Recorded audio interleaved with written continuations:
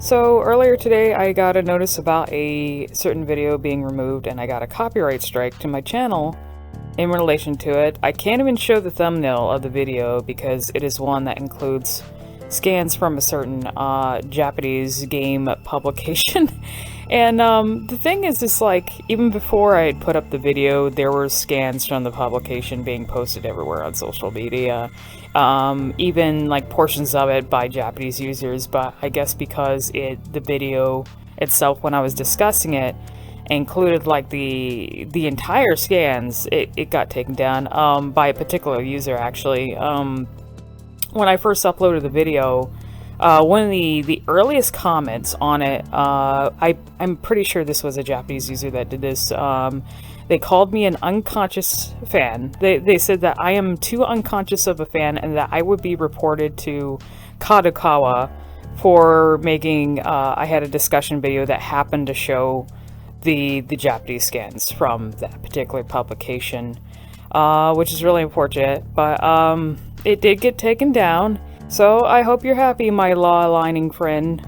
May the angel's blessings be upon you. It is unfortunate that it got taken down, but what I plan to do is, alongside, after I discuss some things here in this very video, I am uploading the discussion of the scans in this video, but I will not be showing the scans. I will add my own unique touch to depict what were in the scans, to make it copyright safe.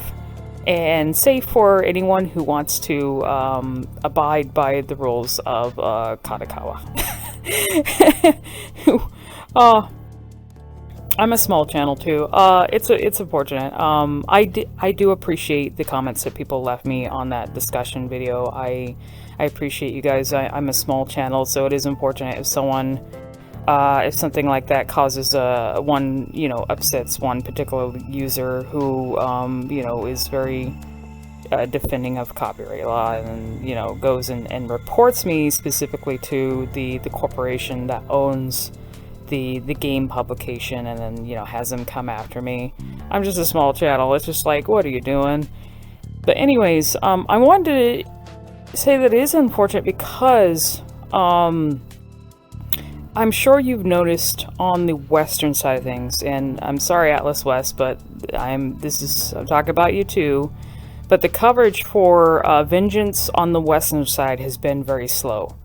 If you follow, I would recommend, if you want to get any more news, if you're not someone that wants to go in blind and you're wanting actual coverage on it, which honestly, given the nature, a lot of stuff regarding 5 and the development and everything and the reception and just the way it is, I do think this is a case where, especially there's a lot of cope about the re-release stuff, and people being misinformed about how it actually is, and trying, there are people who make some videos or comments trying to compare Vengeance to the re-release of Persona 5 and trying to compare it to Royal when it's way more substantial than that. It's closer to I want to say SMT4 Apocalypse in terms of content, but just it's not quite as a separate thing. It's like something that's bundled with the original game as well.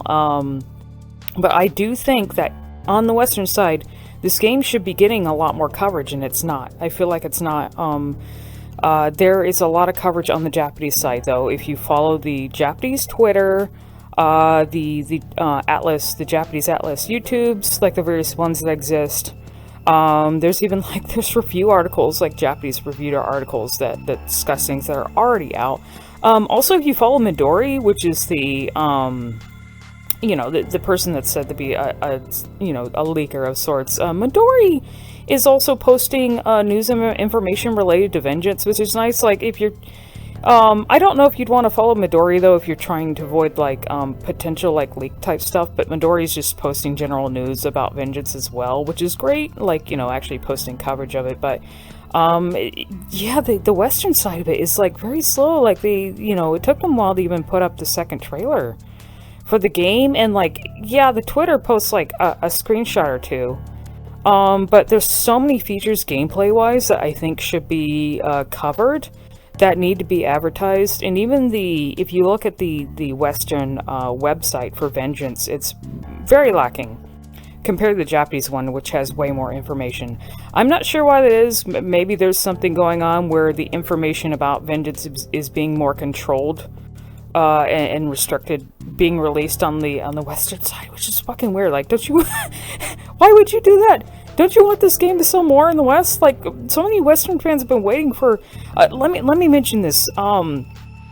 It's kind of sad to see people like shitting on it, like trying to compare this to a re-release, like you know, trying to compare Vengeance to the re-release stuff that has happened with the Persona games, because and they're like, oh, I don't want to pay this much for Vengeance or whatever. I'm gonna be honest, as someone who was praying for so long to have this fucking game on PC, it deserves to have a PC port. Like, I think the Switch fucking held it back. I'm not someone who advocates for console exclusives, by the way. Like, and I say that as someone who played, who was mainly someone who played on like on consoles, like PlayStation, for example. I was a PlayStation fan for a while, and I got freaking burnt out of that. Sony fucking.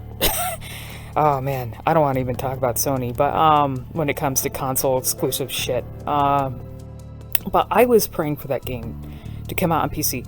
PC port's all I wanted. I was like, yeah, I'll double dip for if they make the effort to fix some things in the game and port it to PC. That's all I wanted. All I wanted was a PC port. They did so much more than that. They did so much more. I got more than I ever wanted when it comes to Vengeance. So I'm not going to complain about paying, you know, a certain price to play the PC version. No way. Like, I'm not gonna complain. I'm fucking thankful. I cannot compare this to the re-release stuff when it comes to Persona. I don't think it's the same situation. Regardless of that, it's also sad with the restrictiveness of the scans things when it comes to game information being out. I am someone who is I'm into game preservation stuff. That includes all sort of physical media, like magazines, game magazines, and strategy guides, all that stuff. And I noticed, like, this has been a thing for quite a few years now. And I feel like this is kind of separate than, like, I get, like, in the case of Japan too, like things like doujins and stuff and manga, like people scanning those and putting them up. I get why that's, like, you know, they would kind of restrict that, but those are things I feel that are still easier to get a hold of, like when so much time has passed by. But like when it comes to game magazines, and I'm someone that collects, I have a lot of old game magazines. I have a ton of Nintendo Powers and PlayStation magazines and everything like that because I love information and video game history, and, you know, efforts to preserve that information and share them with others. And I know, like, in the past few years, even Capcom did this too, where there were some new rules that they added in terms of, like, content sharing, and they started restricting people. This was a more recent thing too, and it might be due to, like, Japanese copyright laws and stuff. But they were, like, basically keeping people from even sharing stuff from, like, literature that Capcom produced in relation to, like even Resident Evil. I was more paying attention to the Resident Evil side, of course, of this, because I was a big Resident Evil fan, and I'm someone who has collected a lot of books and publications that have supplemental material on the game, and a lot of those books have information that you're not going to even get in the games, and so it's like they do this sometimes, where they put information in the material that you can't even get in the games. It's like, how can I not share that with people? You know, it's kind of like being restrictive about that. And then, you know, in time, the thing is with a lot of this stuff, it gets lost. Like, you know, a lot of these books aren't going to get reprinted again. I mean, we get lucky. It's lucky if they choose to reprint something that they sold a long time ago when it comes to, like, game magazines. Oh, well, I mean, they don't even do it with game magazines. They might do it with art books and strategy guides. You might be able to get those again. But game magazines, fucking, you have to rely on people archiving that shit because it gets lost. And It's nothing new though. Companies going after people trying to archive or share scans of like game news, whether it's new or old. Because Nintendo, there was an effort to there was a huge archive of Nintendo Power, especially the older stuff. And I believe Nintendo went after the project or the archive of all the magazines and stuff. They exist out there still. You can find it. And I'm someone who's gone to retro gaming stores and stuff to buy and give those fucking magazines a home and have them in my hand and share. I'll sometimes I'll look through them and I'll scan some of the old stuff and take pictures of things. Like there's just always new stuff that I find, and I'm just someone who likes to preserve that stuff. You know, it's part of gaming history, and even in the case of SMT5 too. Some, a lot of time's going to pass and some SMT fans are going to be like, hey, I wish I could look back at these, at this information, go over old articles, because sometimes it provides a unique perspective of what was going on at that time and with the coverage and everything. So, like I said, it is sad when these things get restricted or taken down, and I understand, the corporations stuff have to protect their copyright and their information, but man, like I said, in the case of Vengeance, there's, on the western side, I feel like there's less coverage than there should be, and I do think that it is nice if people can share the information with the English fans, because there's way more coverage going on the Japanese side, and, I know on the English side, we're excited too. We want to know more. I think we should know more. It would be good. So following this, I will post the video, edited, take out the scans. Like I said, add my own unique way of showing what was in there, because I want that discussion to remain up on my channel. Even if the scans are gone, because I do want that information. There's been way more information released since I went over those, since I discussed the scans. There's a lot of review sites and everything releasing more information. I'm not going to try and discuss everything, because it's hard to keep up. Like I said, the Japanese side is so proactive in covering new stuff of the game to the point where some people might feel it's spoilery. So just, if you're trying to avoid that, don't follow the Japanese Twitter or discussions about it or anything. A lot of Japanese users on Twitter or other social media sites are discussing and showing screenshots too. So you might as well just, when it comes to any new game release, you might as well just stay off the internet for a while. So let us go on to the copyright safe version of the discussion video that I previously had up.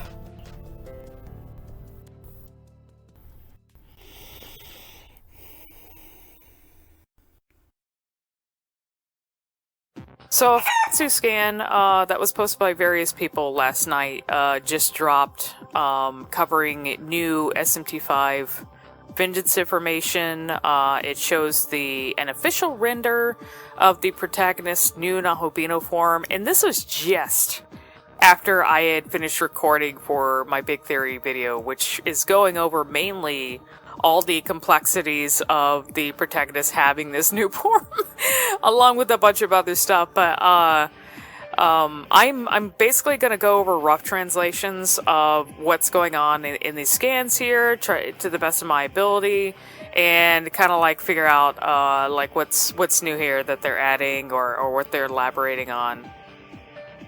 Okay, so we have the top section here showing off the different screenshots in the official render of the new Nahobino form, which I've dubbed Tsukibino, but you can call it whatever you want. I don't think it has... I don't know if it's going to have an official name yet, because obviously, if there's a chance that the protagonist... And I'm thinking this is definitely going to be the case now, based on what I'm seeing from the screenshots in these scans. It is possible that the protagonist will be able to switch between his, Susabino. I'm gonna call it Susabino, and his Tsukibino form. So I'm wondering if they're gonna get special names now. But basically, the top of the scan is saying it's basically saying in the new route, the Gods of Revenge, or the Vengeance route, the appearance of the main character has changed. What has happened to him? And on the side it says the key to resurrection, because the Kaditsu are going to be utilizing, for some reason, the Nahobino. They need to sacrifice him or utilize him to bring back this world that they're talking about, to bring back the world to the way it used to be. So the bottom of it just gives us a sort of synopsis of SMT5, and it's basically saying SMT5 is an RPG set in modern Japan, where gods, demons, and humans engage in battle, and that battle determines the fate of the world. It's saying with the new route, various things have been added to it. You have like new quests and everything like that. It says it's evolved considerably and is released for the current platform. It says, once again, we'll bring you the latest information on the main character's other appearance, his new Nahobino form, and the new characters that will appear in the Vengeance route of this edition of SMT5. Here's something that's actually been hyped up a lot by the fan base since his appearance in the second trailer, but it's Mansamat, which I believe has appeared. He's a very interesting angel-like entity. He's supposed to be an archangel that serves under God, that tempts humans, and tests their faith. And I think even in previous entries that he's appeared in, he's even encouraged the use of demons. So he's, even though he's like obviously someone who seems to be law aligned, I guess he's kind of like the way Satan is depicted in SMT, where Satan is still considered a Christian figure but used to tempt humanity. And he usually, I have not played or finished the previous games that he's appeared in. I think he appears in SMT4 and Strange Journey, but he usually has I guess, like, he's kind of sus. He's definitely someone that is very suspicious, of course. But I don't think he's the kind of, I don't think he's someone that ever betrays you. He's usually just in a very unique position on his own, from what I understand. Please correct me, though, if I'm wrong. But I guess, if he's someone that appears in a game, some really fucked up things are happening, right? That's what I'm hearing from other people. But basically what the text is about is like it's saying, these are like dialogue. It's saying, I am Mansamat, angel who desires the kingdom of light. And it's saying that he heads to Tokyo in pursuit of the Kaditsu, who's caused damage in his area of jurisdiction. Seems like it might have something to do with the strange situation in Tokyo. So the particular area which I think he has jurisdiction of is the Shinjuku region, which I'm reading. It was originally supposed to be part of SMT5, but got scrapped for some reason. But that new area where you see all the trees and the water, it has a very beautiful environment, and like the plants light up when you walk around and stuff. That is supposed to be Shinjuku, interesting enough. So all the shit going down is going to be happening in Shinjuku, and I always laugh because for whatever reason, in various Japanese fictional media, Shinjuku is always that place where shit is happening, especially when it comes to demons. I always think about the old, that old anime movie. I have a copy of it, but it's called Demon City Shinjuku. So every time, something in Japanese media involves the Shinjuku region, or the city of Shinjuku, and there's demons related to it, I always think back to that movie. So for the other side where it's mentioning the new form of the Nahobino, it's just saying like he's got a completely changed appearance shown in the Goddess of Revenge or Vengeance route. And it just basically says main character unites with the artificial demon Alchemy and becomes a Nahobino who can use supernatural powers to fight against demons. In the new route, he basically takes on a completely different form, and I noticed that it points out specifically the scythe or sickle-like blades on his arms. Which, they don't give anything else other than that, but I'm pretty sure they're pointing out the scythe-like blades because, maybe perhaps they resemble a certain other someone that had a Nahobino form. A certain other Amatsukami, which I did record a lot, but my big theory video is going to go over all of that, like all the different theories when I get to it.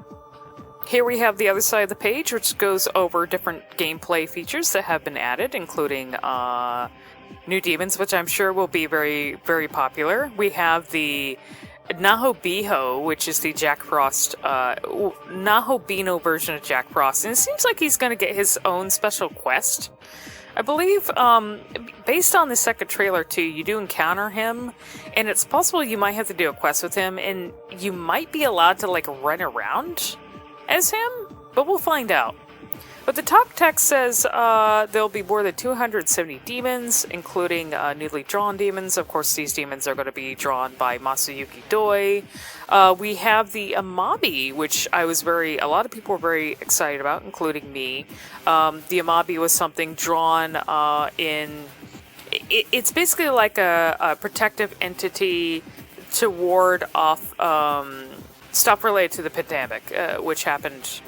This was something that happened during COVID, and so people were drawing this image of this particular creature on charms, and the basic gist of it was like, if you see the image of this creature, illness will be warded off. It'll be used as a protection thing. And in the second trailer, you do see this creature in the shrine area. I think, what is that shrine? I completely forgot the one that you go to. Let's see. It says Japanese monster said to have appeared in the Higo province during the Edo period. It said it appeared from the sea and gave prophecies to people, and it's also now it is a protective entity to ward against COVID, which, you know, I may have mentioned before in my reaction video for the new SMT5 trailer, but COVID was definitely a reason that disrupted development of the first version of SMT5, as it did for many other games that were being worked on at the time.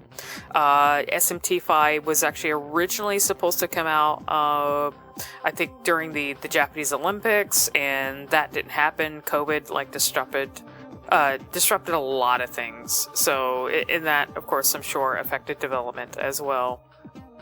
Here we have something that shows the new, transportation system, where it's like a rail. It's almost like a weird light rail that you ride on, like with your body.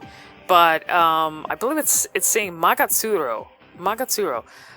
So it's a gathering point of spiritual power that transports you to another place. Kind of like I guess it's something kind of like the little, the dragon fault lines, or the little, ley line areas, except this in particular is being used to teleport you vertically to certain areas. Let's see, you can connect to 2 points and move around. Device that enables you to basically proceed around the terrain. Is what this is. So it is an interesting new element, and like I said, and I think my reaction video, there were a lot of areas. There's a lot of verticality in the original version of SMT5, and some areas are hard to traverse because of that, especially like Ginza and some areas after that were difficult. So if this helps with that, that would be good. We have the new version of, I guess, powered up enemies. So it shows Magatsui Devil or Magatsui specific demons. They're powered up, and they'll be stronger. It seems like they'll give you valuable items if you defeat them, and they might give you extra experience. But they're basically powered up versions of the original versions of the demons, and they probably have special skills on them. So that would probably be a cool way to get special items and also get experience too.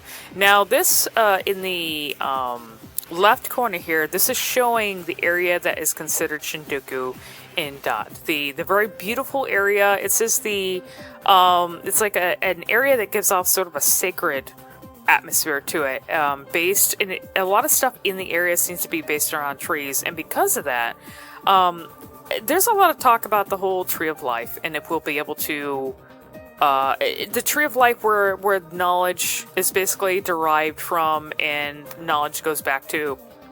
I believe in the previous game, not the previous game, but the previous version of SMT5, when, I think when both demons and humans die, there's a system of reincarnation that happens. I know it definitely happens with humans and human knowledge. I don't quite know if it happens with demons.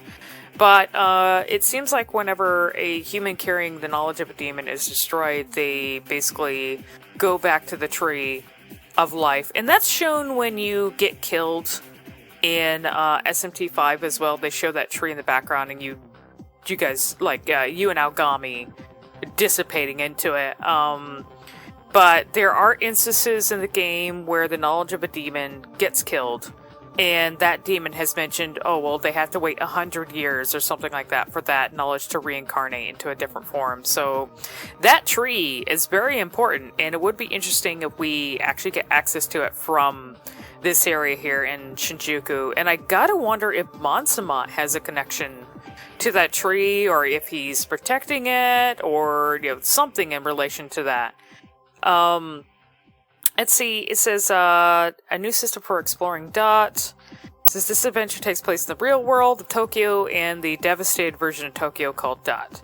Dot has various gimmicks and exploration systems, and there are also things that block the protagonist's path. And there's also things that exist that give you an advantage in exploration and battle that has been added to this new version of the game. There's a bunch of additional elements. This is what, so the bottom of this page is basically introducing those extra elements.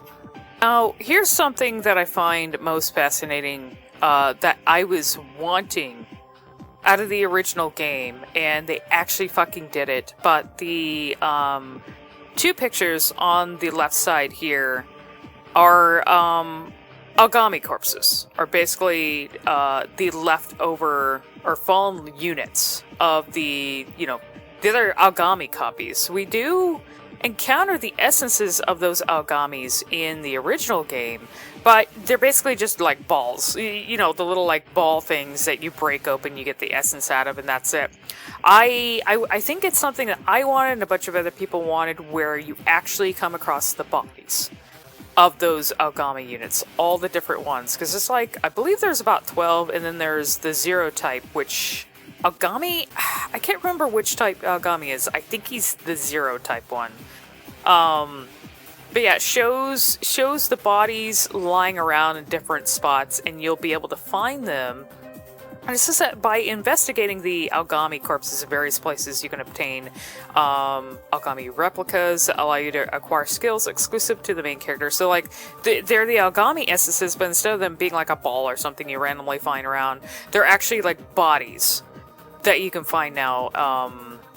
And I noticed even at that second picture there, that body is like, is he fucking like hanging up? Did he go like, he's like hanging off of a lantern or something. It's possible he like got slung over the lantern, or his body is like impaled on it. It's pretty like, I'm sure finding the bodies are going to be pretty brutal.